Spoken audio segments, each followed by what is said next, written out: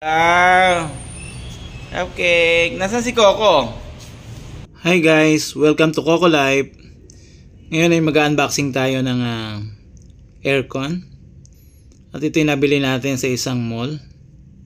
Dahil sobrang init na, nahirapan din kami, medyo mainit talaga. At pati yung mga alaga natin. Kaya bumili tayo. Bumili na tayo ng brand new para medyo matipid sa kuryente. Yan, yung may inverter yung ating binili. Yan, babuksan na natin. Guys, yung pinambili natin nito ay yung mga coins na inipon ko. Ito nga pala guys ay dineliver dito mismo.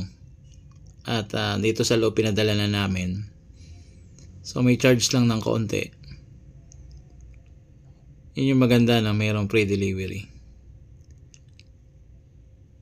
Yan, tingnan natin guys kung nagana. At ano yung mga kasama dito sa loob ng aircon. Actually meron siyang previous na isang stand fan, pero sabi namin less 1,000 na lang. Pumayag naman. Alam, medyo mas mababa kasi meron naman ding mga electric fan dito. Yan, meron siyang mga kasama. Tingnan natin kung ano mga to. Yan. Ito yung kasama ng aircon. Panigurado syempre. Yan, kitang kita merong baterya. Malamang panlagayan sa remote control. Ayan, ng aircon. Syempre baterya para gumana.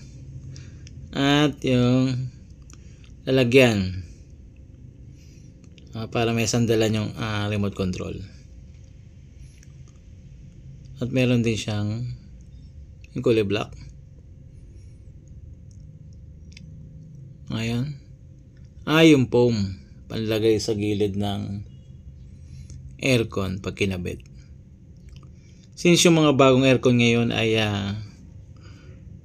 mas maliliit, compact talaga siya kaysa dun sa mga luma na malalaki. Kaso yung aming case ay pang malaki. So nilagyan na lang namin ng basahan. Lagyan namin ng foam nung panlagay dito sa aircon. Tinanano namin ng basahan para mas magamit natin. Yan, ito na guys. Hinaka namin guys, yung pala nung natanggal yung tali dito, yung ilalim pala mahuhugot. Hinatak pa namin pataas. Yung kahon lang palang hatakin. Pero since nahugot na namin, ayan, ito na yung aircon. Malaking tulong ito kasi sobrang init talaga ngayon. Nagpo-40s no? May higit pa 40s yung init dito. Yan yung pinakaharap ng ating aircon at ito yung pinakalikod. At kakabit na natin after 7 hours, pero sabi 5 hours lang pwede nang buksan. Dineliver sa amin ng alas 10 pero alauna namin siya in-unboxing. Then 7 o'clock na namin binuhay ng gabi. Yan yung aming alaga na si Coco. Nakatingin siya kasi nararamdaman niya malamig. Tingnan natin kung anong gagawin niya mamaya. Tinitesting lang muna.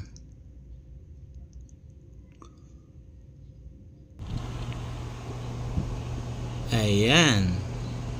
I-25 lang muna para medyo masanay muna. Ayan si Coco.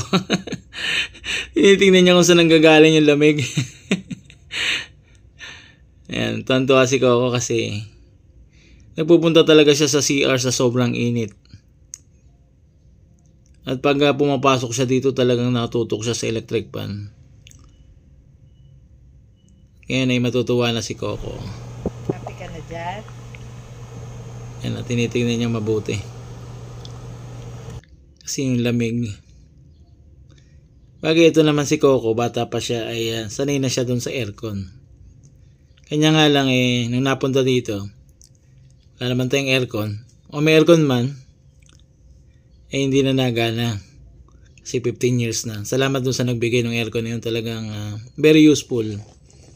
Tawa maayos pa para magamit pa rin dun sa labas. Pero itong bago, ayan, dito na lang sa room. Para pagkasama namin si Coco, Tsaka si Cupcake. Ayan, si Cupcake naman ang pumasok.